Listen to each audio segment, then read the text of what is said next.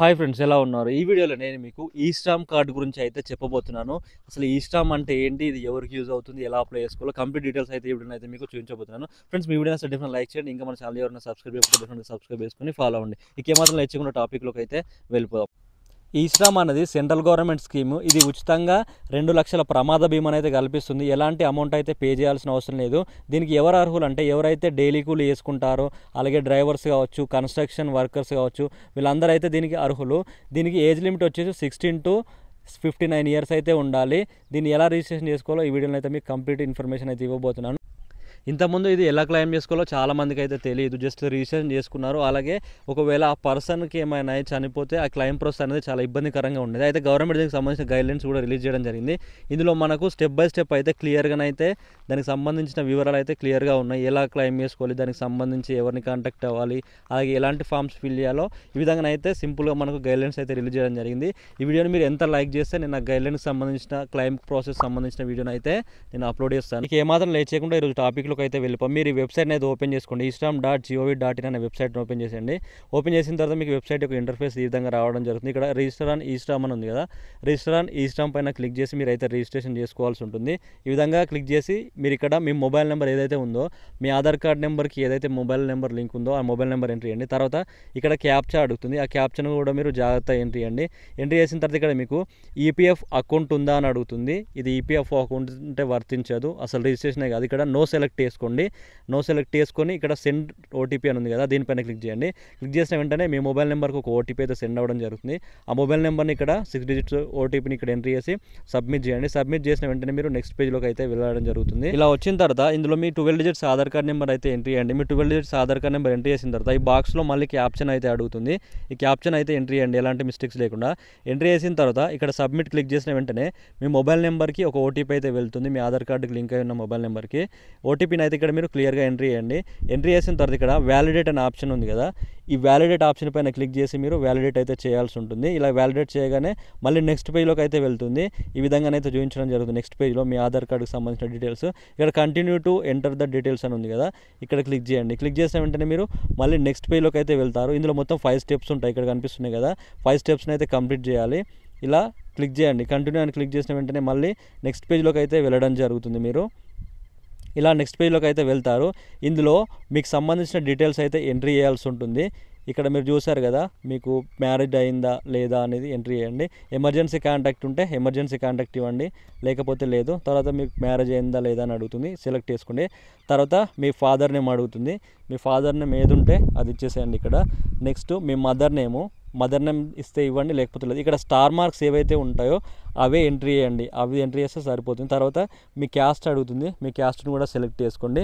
మీ caste అయిపోయిన తర్వాత ఇక్కడ కిందికి వచ్చిన తర్వాత బ్లడ్ గ్రూప్ అడుగుతుంది. సో బ్లడ్ గ్రూప్ను కూడా మీరు ఎంట్రీ చేసుకోవచ్చు. తర్వాత మీకు డిసేబిలిటీ అని అడుగుతుంది. సో డిసేబుల్ ఉంటే డిసేబుల్, లేకపోతే లేదు.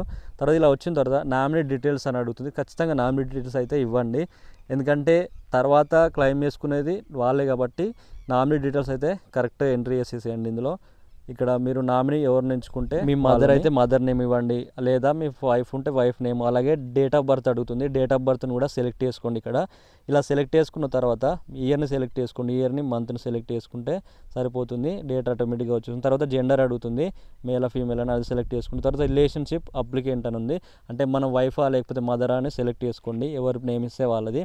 ఇలా సెలెక్ట్ చేసుకున్న తర్వాత మీకు ఇక్కడ కింద నామినీ అడ్రస్ అడుగుతుంది. నామినీ అడ్రస్ కూడా ఇవ్వండి. ఇలా నామినీ అడ్రస్ ఎంట్రీ చేసిన తర్వాత ఇక్కడ సేవ్ అండ్ కంటిన్యూ ఆప్షన్ ఉంది కదా, సేవ్ అండ్ కంటిన్యూ పైన క్లిక్ చేయండి. క్లిక్ చేసిన వెంటనే మీరు మళ్ళీ నెక్స్ట్ పేజ్లోకి అయితే వెళ్ళడం జరుగుతుంది. ఇందులో మీ కంప్లీట్ అడ్రస్ అయితే ఇవ్వాల్సి ఉంటుంది. మీ కంప్లీట్ అడ్రస్ ఇక్కడ ఎంట్రీ చేయండి. ఇక్కడ మీరు ఏ స్టేట్కి చెందిన వాళ్ళని అడుగుతుంది, మీ స్టేట్ని సెలెక్ట్ చేసుకోండి. తర్వాత ఇక్కడ మీ డిస్టిక్ అడుగుతుంది, మీ డిస్టిక్ని కూడా సెలెక్ట్ చేసుకోండి. నెక్స్ట్ స్పెసిఫిక్ ఐడియా అని ఉంది కదా, సో అది అవసరం లేదు, వదిలేసేయండి. నెక్స్ట్ ఇక్కడ కరెంట్ అడ్రస్ అని ఉంది కదా, కరెంట్ అడ్రస్ సెలెక్ట్ చేసుకోండి. రూరల్ అర్బన్ అని, కొంతమంది కరెంట్ అడ్రస్లో ఉంటారు, పర్మనెంట్గా వేరే అడ్రస్ ఉంటుంది కాబట్టి ఇక్కడ అడ్రస్ని సెలెక్ట్ చేసుకోండి. సెలెక్ట్ చేసుకున్న తర్వాత మీ డిస్టిక్ అడుగుతుంది మళ్ళీ, సో మీ డిస్టిక్ని కూడా సెలెక్ట్ చేసుకోండి. తర్వాత స్టేట్ అడుగుతుంది, స్టేట్ని సెలెక్ట్ చేసుకోండి. ఈ విధంగా అన్ని సెలెక్ట్ చేసుకున్న తర్వాత సో ఇలా మండల్ అడుగుతుంది, సో మండల్ కూడా సెలెక్ట్ చేసుకోండి. ఇలా కంప్లీట్ డీటెయిల్స్ అయితే ఇందులో ఎంట్రీ చేసుకోవాల్సి ఉంటుంది. ఇక్కడ మీ మండలం సెలెక్ట్ చేసుకోండి. తర్వాత విలేజ్ అడుగుతుంది, మీ విలేజ్ని కూడా సెలెక్ట్ చేసుకోండి. సెలెక్ట్ చేసుకున్న తర్వాత ఇక్కడ నెక్స్ట్ పిన్ అయితే అడుగుతుంది. ఇక్కడ మీకు పిన్ నెంబర్ అయితే ఎంట్రీ చేయమని అడుగుతుంది. పోస్టల్ పిన్ ఏదైతే ఉంటుందో ఆ పిన్ కోడ్ని అయితే ఇక్కడ ఎంట్రీ చేసేసేయండి. నెక్స్ట్ మీరు అడ్రస్లో ఎన్ని సంవత్సరాల నుంచి ఉంటున్నారని అడుగుతుంది. ఇక్కడ స్టేయింగ్ ఎట్ లొకేషన్ అని అడుగుతుంది కదా, ఇక్కడ మీరు సెలెక్ట్ చేసుకోండి. ఎన్ని సంవత్సరాల నుంచి ఉంటే అన్ని సంవత్సరాలు సెలెక్ట్ చేసుకుని 20 to 25 సెలెక్ట్ చేశాను. తర్వాత ఇక్కడ పర్మనెంట్ అడ్రస్ అడుగుతుంది. మీ permanent address current address same ఉంటే సేమ్ ఇచ్చేసేయండి, నో ప్రాబ్లం. ఇలా సెలెక్ట్ చేసుకోండి. మళ్ళీ సేమ్ అడ్రస్ని అయితే ఇక్కడ రిపీట్ చేయండి. ఇలా ఎంట్రీ చేసుకోండి. ఎంట్రీ చేసుకున్న తర్వాత ఇక్కడ సేవ్ అండ్ కంటిన్యూ ఆప్షన్ ఉంది కదా, సేవ్ అండ్ కంటిన్యూ పైన క్లిక్ చేయండి. క్లిక్ చేసిన వెంటనే వేరే పేజ్లోకి అయితే తీసుకెళ్ళడం జరుగుతుంది. ఇక్కడ ఎడ్యుకేషనల్ డీటెయిల్స్ అయితే ఎంట్రీ చేయాల్సి ఉంటుంది. మీరు ఏం చదువుకున్నారో దానికి సంబంధించి అయితే సెలెక్ట్ చేసుకోండి. ఇక్కడ మీరు ఏం చదువుకుంటే అది సెలెక్ట్ చేసుకోండి. సెలెక్ట్ చేసుకున్న తర్వాత ఇక్కడ కింద ఎడ్యుకేషనల్ సర్టిఫికేట్ అయితే అడుగుతుంది.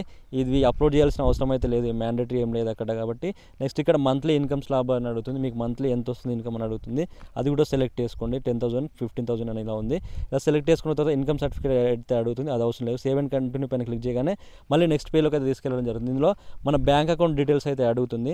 ఇక్కడ మీ బ్యాంక్ అకౌంట్ డీటెయిల్స్ అలాగే మీకున్న ఎక్స్పీరియన్స్ ఏంటి ఇవన్నీ డీటెయిల్స్ అయితే ఎంట్రీ చేయాల్సి ఉంటుంది.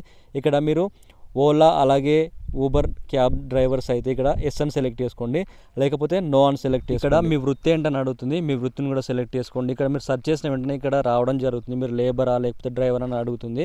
ఇక్కడ మీకు ఆటోమేటిక్గా చూపించడం జరుగుతుంది. అలా సెలెక్ట్ చేసుకోవచ్చు, లేకపోతే ఇక్కడ ఐ సింబల్ పైన క్లిక్ చేస్తే దానికి సంబంధించిన పీడిఎఫ్ మొత్తం రావడం జరుగుతుంది. అందులో దానికి సంబంధించిన కేటగిరీ కూడా మీకు చూపించడం జరుగుతుంది. ఒకవేళ మీకు తెలియకపోతే ఆ కేటగిరీ ఏది పెట్టాలో తెలియకపోతే ఈ పీడిఎఫ్ పైన క్లిక్ చేస్తే కూడా దానికి సంబంధించిన లిస్ట్ కంప్లీట్గా వస్తుంది. సో ఈ విధంగా కూడా మీరు సెలెక్ట్ అయితే చేసుకోవచ్చు. ఇక్కడ నేనైతే అగ్రికల్చర్ లేబర్ అని సెలెక్ట్ చేసుకున్నాను. సెలెక్ట్ చేసుకున్న తర్వాత ఎక్స్పీరియన్స్ అడుగుతుంది. మీరు ఎన్ని సంవత్సరాల ఎక్స్పీరియన్స్ ఉందో ఆ ఎక్స్పీరియన్స్ అయితే ఇక్కడ సెలెక్ట్ చేసుకోండి. తర్వాత సెకండరీ వృత్తి అడుగుతుంది, సెకండరీ ఆక్యుపేషన్ అడుగుతుంది. అది కూడా సెలెక్ట్ చేసుకోండి, లేకపోతే లేదు. మ్యాండేటరీ అయితే ఏం కాదు, ఫస్ట్ అయితే సరిపోతుంది కాబట్టి సెలెక్ట్ కూడా చేసుకోండి. సెలెక్ట్ చేసుకున్న తర్వాత ఇక్కడ మీకు సర్టిఫికేట్ అయితే అడుగుతుంది. సర్టిఫికేట్ అయితే ఏం అవసరం లేదు కాబట్టి వదిలేసేయండి. ఇక్కడ తర్వాత సేవ్ అండ్ కంటిన్యూ పైన క్లిక్ చేయండి. క్లిక్ చేసిన వెంటనే మీ బ్యాంక్ అకౌంట్ డీటెయిల్స్ అడుగుతుంది. ఇందులో లాస్ట్ ఫైనల్గా ఓకేనా, బ్యాంక్ అకౌంట్ డీటెయిల్స్ అయితే ఎంట్రీ చేయండి. మీ ఏ బ్యాంక్ అయితే ఉందో కరెంట్ అకౌంట్ ఏదైతే ఉందో, కరెంట్ అకౌంట్ అయినా సేవింగ్ అకౌంట్ అయినా ఏదైనా పర్లేదు, ప్రస్తుతం ఉన్న అకౌంట్ అయితే ఇందులో ఎంట్రీ చేయండి. ఇలా ఐఎఫ్సి కోడ్ని అయితే ఎంట్రీ చేసుకోండి. ఐఎఫ్సి కోడ్ని ఎంట్రీ చేసుకున్న తర్వాత మీరు ఇలా కిందికి వచ్చిన తర్వాత సేవ్ అండ్ కంటిన్యూ ఆప్షన్ ఉంటుంది. సేవ్ అండ్ కంటిన్యూ పైన క్లిక్ చేయండి. క్లిక్ చేసి మళ్ళీ మీరు ప్రివ్యూ అయితే చూపించడం జరుగుతుంది. మీ డీటెయిల్స్ అయితే మొత్తం కరెక్ట్గా ఉన్నాయో లేదో చెక్ చేసుకోండి. చెక్ చేసుకున్న తర్వాత మీకు డిక్లరేషన్ అయితే అడుగుతుంది. ఆ డిక్లరేషన్ పైన క్లిక్ చేసి మీరు ఈ డేటాను అయితే సబ్మిట్ చేయాల్సి ఉంటుంది. ఇలా డిక్లరేషన్ పైన క్లిక్ చేసి సబ్మిట్ చేయండి. ఇక్కడ డౌన్లోడ్ యూఎన్ఏ అనే ఆప్షన్ ఉంది కదా, దానిపైన క్లిక్ చేసి మీరు అయితే డౌన్లోడ్ చేసుకోవచ్చు. డౌన్లోడ్ చేసుకున్న వెంటనే మనకు కార్డు అయితే ఇక్కడ ఈ విధంగానైతే రావడం జరుగుతుంది. ఈ కార్డుని మీరు ప్రింట్ చేసుకొని మీరైతే ఐడి కార్డులను అయితే యూజ్ చేసుకోవచ్చు. దానిపైన మన డీటెయిల్స్ అలాగే యూఎన్ఏ నెంబర్ అయితే రావడం జరుగుతుంది. ఒక క్యూఆర్ కోడ్ కూడా దానికి వస్తుంది. ఈ విధంగానైతే మీరే మీ మొబైల్ ద్వారా సింపుల్గా రిజిస్ట్రేషన్ అయితే కంప్లీట్ చేసుకోవచ్చు. ఇది ఫ్రీ ఆఫ్ కాస్ట్, ఎలాంటి అమౌంట్ అయితే కట్టాల్సిన అవసరం లేదు. ఎవరైతే డైలీ కూలీ చేసుకుంటూ ఉంటారో అలాగే కన్స్ట్రక్షన్స్ వర్క్ చేసుకుంటారో, ప్రమాదకరమైన పనులు ఎవరైతే చేసుకుంటారో ఇదైతే ఖచ్చితంగా రిజిస్ట్రేషన్ అయితే చేసుకోండి సింపుల్గా. సో ఇది మొత్తాన్ని వీడియో అయితే మీకు ఏమైనా డౌట్స్ ఉంటే కూడా కింద కామెంట్ చేయండి, నేను రిప్లై ఇస్తాను.